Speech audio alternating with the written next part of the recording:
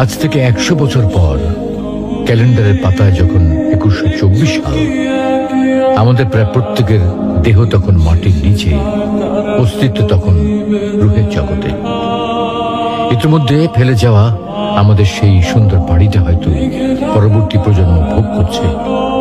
পছন্দের কাপড়গুলো ব্যাকডেটেড হয়ে গেছে। শখের গাড়িটা হয়তো অন্য কেউ চালাচ্ছে, আর আমায় খুব কম জনই স্মরণে রেখেছে।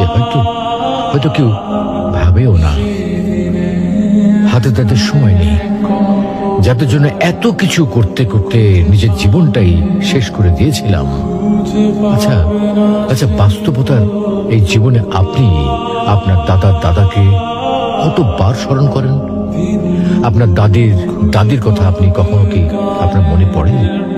পৃথিবীর বুকে আজকে এই বেঁচে থাকা, এত হইচই, এত মায়া কান্না এভাবেই চলছে। গত হওয়া অসংখ্য প্রজন্মকে টপকে আমরা এই জীবন লাভ করেছি। তেমনিভাবে আগামীতে অসংখ্য প্রজন্মের ভিড়ে হারিয়ে যাবে আমাদের এই জীবন।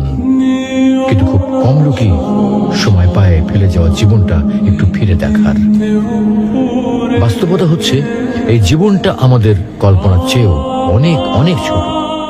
আজ থেকে 100 বছর পর ক্যালেন্ডারের পাতায় যখন 2124 সাল, আমাদের প্রায় প্রত্যেকের দেহ তখন মাটির নিচে, অস্তিত্ব তখন রূহের জগতে।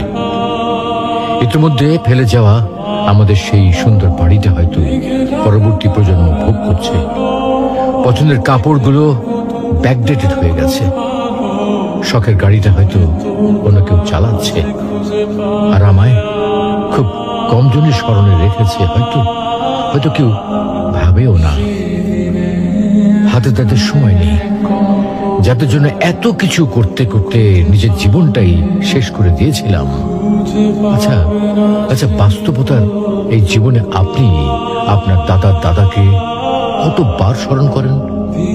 আপনার দাদির কথা আপনি কখনো কি আপনার মনে পড়ে? পৃথিবীর বুকে আজকে এই বেঁচে থাকা, এত হইচই, এত মায়া কান্না এভাবেই চলছে।